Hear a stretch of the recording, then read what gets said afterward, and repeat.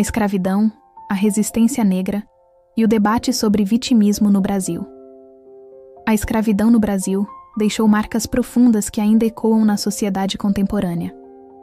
Foram mais de 3 séculos em que milhões de africanos e seus descendentes foram submetidos a um sistema brutal, baseado na exploração, desumanização e violência. Entretanto, desde o início da escravidão, esses homens e mulheres resistiram, por meio de revoltas, fugas, quilombos, preservação cultural, articulação política e luta por direitos. No entanto, nos séculos seguintes, após a abolição, surgiu também um debate complexo. Até que ponto a memória desse sofrimento deve ser reivindicada como instrumento de luta por justiça, e quando se transforma em argumento simplista rotulado como vitimismo? Discutir esse tema exige responsabilidade, empatia e conhecimento histórico. É necessário compreender que a escravidão não foi apenas uma instituição econômica, mas sim uma violação sistemática de direitos humanos, cujas consequências prolongaram-se muito além de 1888. Os efeitos da exclusão social, da desigualdade econômica e da invisibilidade cultural ainda afetam a população negra no país. Porém, reconhecer essa herança não significa assumir uma postura de vitimização, e sim promover uma consciência crítica, ativa e transformadora. A escravidão e suas consequências estruturais. Entre os séculos XVI e XIX, mais de 4,8 milhões de africanos foram trazidos ao Brasil, tornando o país o maior receptor de escravizados das Américas. Esses homens, mulheres e crianças eram submetidos a uma rotina de trabalho forçado, violência física, sexual e psicológica, além da negação de qualquer direito civil, familiar ou religioso. Mas a escravidão brasileira não se encerrava com o trabalho. Ela instituiu uma mentalidade escrita em estruturas sociais, a ideia de superioridade racial. A elite brasileira reproduzia a convicção de que o branco era o padrão de civilização, enquanto o negro deveria ocupar posição subalterna. Mesmo após a abolição, a população negra foi largamente excluída de políticas sociais, de acesso à educação, terra ou moradia, o que consolidou séculos de desigualdade. Enquanto os imigrantes europeus recebiam incentivos para a colonização, os antigos escravizados eram invisibilizados. Não havia indenização, inclusão ou proteção. Essa exclusão histórica é um componente central do que os estudiosos chamam de racismo estrutural. A resistência negra, protagonismo e luta. Diferente da imagem de submissão que alguns relatos antigos tentaram construir, os negros escravizados foram agentes ativos de luta. Resistiram de várias formas: resistência cultural, cantos, danças, culinária, crenças e idiomas africanos foram preservados, mesmo sob proibição. Dessa resistência nasceram expressões culturais como o samba, o maracatu, a capoeira, o jongo e as religiões afro-brasileiras. Resistência política. Pessoas escravizadas entravam com petições judiciais e conquistavam alforrias, buscando brechas legais e articulando redes de apoio com abolicionistas, jornalistas e intelectuais. Resistência armada e quilombos, ao fugir dos centros escravistas, formavam comunidades livres, como o Quilombo dos Palmares, que chegou a abrigar milhares de pessoas.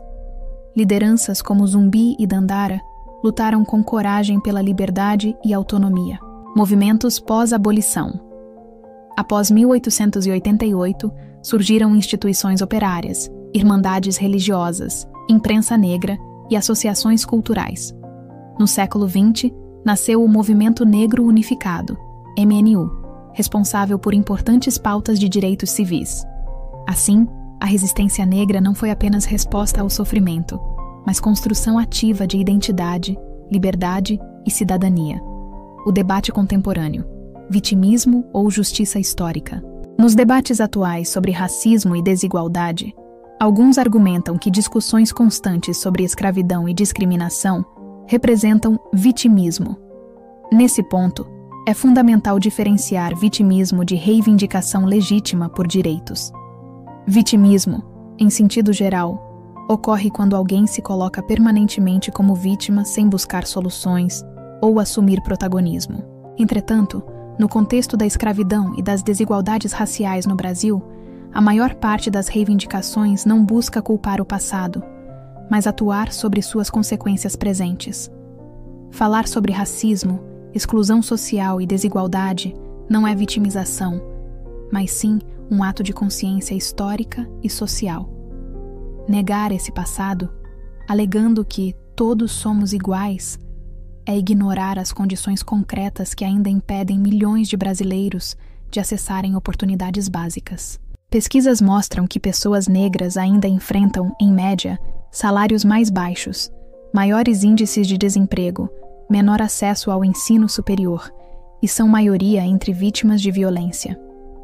Ignorar esses dados seria negar a realidade. Portanto, lutar contra o racismo não significa permanecer na dor, mas transformá-la em instrumento de justiça, educação e mudanças. Isso é resistência, não vitimização. Orgulho, identidade e protagonismo. Caminhos atuais. Hoje, a luta negra no Brasil não é apenas contra o racismo, mas pela valorização da identidade afro-brasileira. Em vez de se posicionar como vítima, muitos movimentos promovem ações afirmativas, empreendedorismo, produção acadêmica, consciência cultural e representatividade. Ações como leis que exigem o ensino da história e cultura afro-brasileira nas escolas, valorização da cultura negra nas mídias, na literatura, na música e na moda, movimentos de empoderamento intelectual, econômico e artístico. Essas iniciativas não promovem vitimismo, mas sim protagonismo, a capacidade de agir, transformar e ocupar espaços antes negados. Memória e liberdade. O futuro construído com o passado. Negar a escravidão e suas consequências é tão prejudicial quanto usá-la como desculpa para a inação. O caminho equilibrado está na consciência, na responsabilidade histórica e na ação coletiva. O passado serve para abrir os olhos sobre o presente, não para paralisá-lo. A memória negra no Brasil é marcada tanto pela dor da escravidão quanto pelo orgulho da resistência.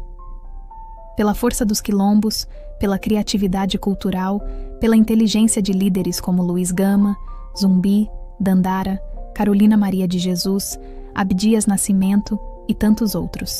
A verdadeira liberdade nasce quando a sociedade reconhece sua história, aprende com ela e age para construir pontes, não muros.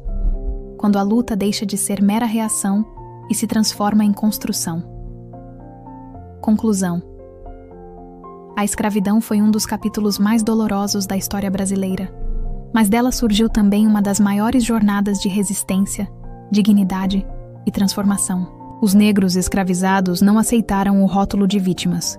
Pelo contrário, lutaram, criaram, ressignificaram e continuam fazendo isso até hoje. Discutir desigualdade não é vitimismo. Vitimismo é negar a luta, aceitar a injustiça como destino.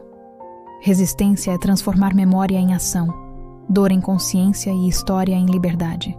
Assim como os quilombos foram espaços de liberdade no passado, hoje a resistência se manifesta nas escolas, universidades, comunidades, parlamentos, artes e na firme convicção de que a igualdade não se pede, se conquista.